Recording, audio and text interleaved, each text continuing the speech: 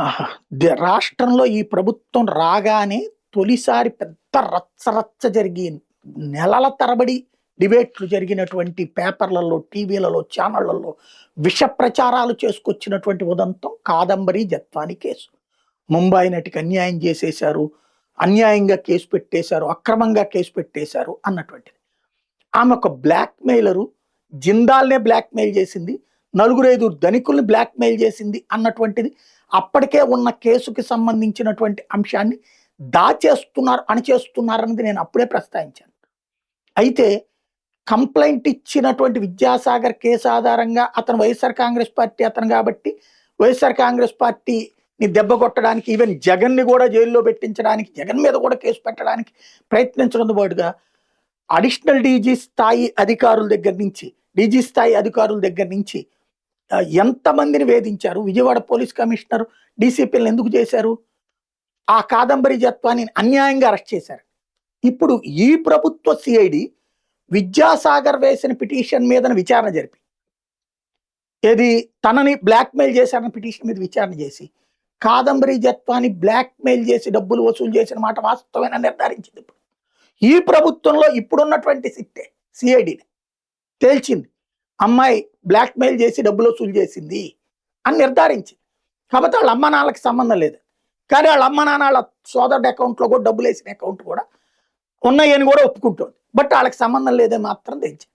ఇది ఎవరిని ఇప్పుడు మోసం చేసినట్టు, ఎవరు ప్రజల్ని మోసం చేసినట్టు, ఏం జరిగినట్టు, ఇది మనం ఏ సాక్షివాడో రాయట్లేదు, ఈనాడు రాసింది.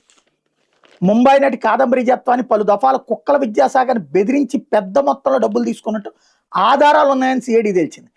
వైకాపా నేత విద్యాసాగర్ ఇచ్చిన ఫిర్యాదు మేరకు జత్వాని ఆమె కుటుంబ సభ్యుల మీద నమోదైన కేసులో కోర్టులో సిఐడి అభియోగ పత్రం దాఖలు చేసింది. ఇబ్రహీంపట్నం స్టేషన్లో 2024 ఫిబ్రవరిలో విద్యాసాగర్ ఫిర్యాదు మేరకు కేసు నమోదైంది. ఇందులో నిందితులుగా కాదంబరి జత్వాని A1, ఆమె తల్లి ఆశా జత్వాని A3, తండ్రి నరేంద్ర కుమార్ జత్వాని A3, సోదరుడు అంబరీష్ A4లని చేర్చారు. కూటమి ప్రభుత్వం వచ్చాక దీన్ని సిఐడికి బదిలీ చేసింది. ఈ కేసులో సిఐడి తొలుత వేసిన ఛార్జ్షీట్లో లోపాలను సరిదిద్ది తిరిగి దాఖలు చేయాలని కోర్టు ఆదేశించింది. ఈ మేరకు శుక్రవారం కోర్టులో తిరిగి దాఖలు చేసింది. ఇందులో దర్యాప్తులో వెలుగు చూసిన పలు అంశాలు ప్రస్తావించింది. ఇద్దరం సన్నిహితంగా ఉన్నప్పుడు తీసిన ఫోటోలను చూపించి తనను జత్వాని డబ్బుల కోసం బెదిరించడంతో పరువు కాపాడుకునేందుకు తరచూ డబ్బులు ఇచ్చానని విద్యాసాగర్ తన ఫిర్యాదులో పేర్కొన్నాడు. తన మీద అత్యాచారం కేసు నమోదు చేస్తానని బెదిరించడంతో నేరుగా డబ్బులు ఇవ్వడంతో పాటు ఆమె తల్లి ఖాతాలకు బదిలీ చేశానని అందులో వివరించారు. వీటిని సిఐడి సాంకేతిక ఆధారాలతో ధృవీకరించింది. విద్యాసాగర్ బ్యాంకు ఖాతాలను పరిశీలించింది. 2 ఖాతాల నుంచి మొత్తం 1,32,00,000 చెల్లించినట్టు గుర్తించింది.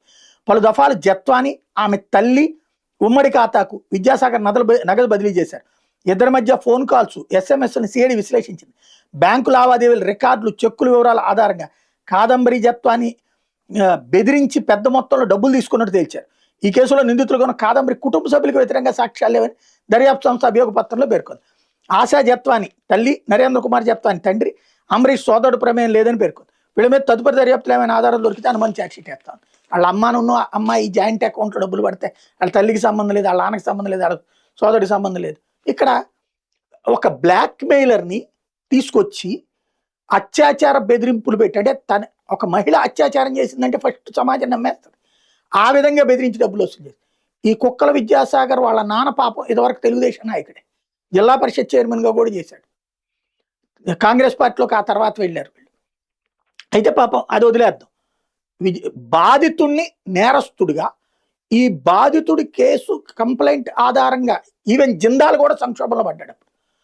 జిందాల్నే ఏడిపించడానికి ప్రయత్నించినటువంటి, బ్లాక్మెయిల్ చేయడానికి ప్రయత్నించినటువంటి కేసు.